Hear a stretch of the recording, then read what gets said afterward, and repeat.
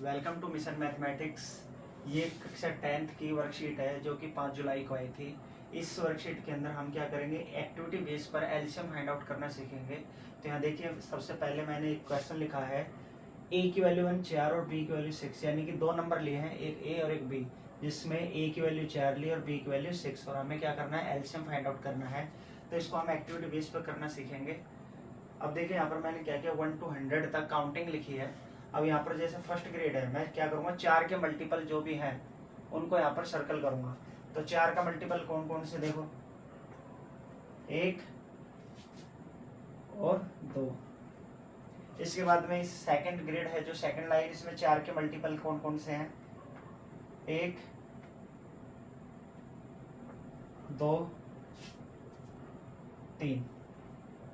अगले में 4 के मल्टीपल 1 2। फिर उसके बाद में नेक्स्ट 4 के मल्टीपल 1 2 और 3, ये हो गए। नेक्स्ट 4 के मल्टीपल 1 2। फिर उसके बाद में 4 के मल्टीपल, देखो 4 के मल्टीपल में एक तो ये आ गया। फिर उसके बाद में 4 का मल्टीपल एक ये है और एक 4 का मल्टीपल ये है। ऐसे ही 4 का मल्टीपल इसमें देखो, एक तो ये आया, उसके बाद में एक हमारा 4 का मल्टीपल ये हो गया। ये 4 के मल्टीपल हो गए। आगे फिर इसमें 4 का मल्टीपल में एक तो ये आया हमारे 72, एक 4 का मल्टीपल में हमारा आएगा 76 और एक 4 के मल्टीपल में आएगा 80। अगला देखो 4 के मल्टीपल में, एक तो हमारा 4 का मल्टीपल आया 84, यानी जो 4 के टेबल में आते हैं, और एक आया हमारा 88। फिर 4 के टेबल में इसमें देखो, एक तो आया 92, एक आया हमारा 96 और एक आएगा 100। ये 4 के टेबल वाले आ गए। अब हमें क्या करना है, एक नंबर तो हो गया। अब यहाँ पर दूसरा नंबर है 6, यानी हर एक लाइन में से 6 की टेबल में, यानी 6 के पहाड़े में जो आते हैं वो लिखेंगे। तो यहाँ पर देखो, सबसे पहले 6 की टेबल में ये आएगा। फिर उसके बाद में 12, फिर 18, फिर 24, फिर उसके बाद में 30, इसके बाद में 36, 36 के बाद में 42, फिर उसके बाद में 48, उसके बाद 48 के बाद में 54, 54 के बाद 60, 60 के बाद में 66,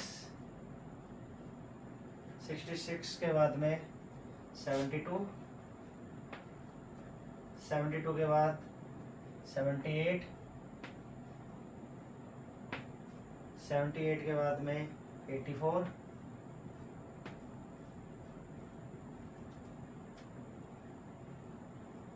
फिर उसके बाद 84 के बाद 90, 90 के बाद में 96,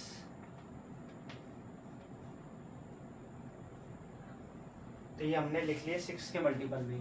अब क्या करना है, देखो यहाँ पर हमें एलसीएम निकालना था। तो एलसीएम में क्या होता है, जो सर्कल और स्क्वायर, यानी कि एक तो हमने यहाँ पर सर्कल बनाया, एक स्क्वायर, जिस नंबर पर दोनों आ रहे हैं वो हमारे क्या है, सारे एलसीएम है, यानी कि कॉमन मल्टीपल है वो।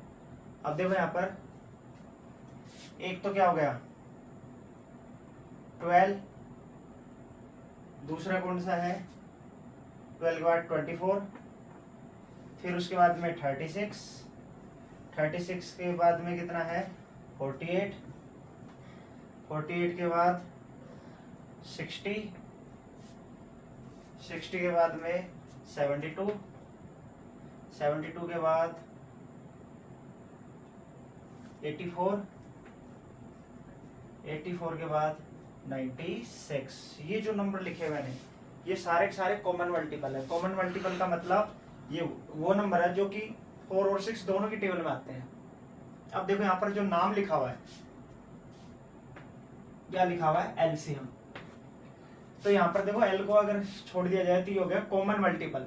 कॉमन मल्टीपल ये सारे हैं, 4 और 6 के कॉमन मल्टीपल है ये।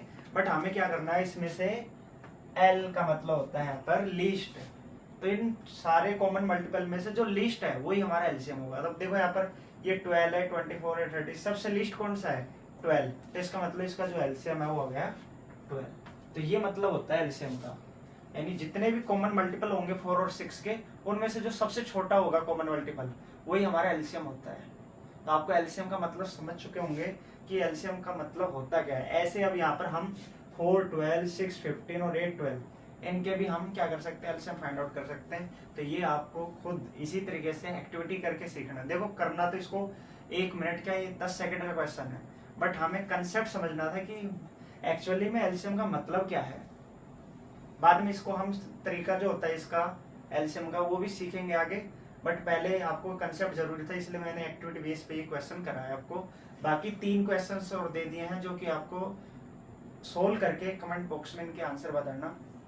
और वीडियो अच्छी लगी तो थैंक यू, और लाइक एंड सब्सक्राइब भी कर देना।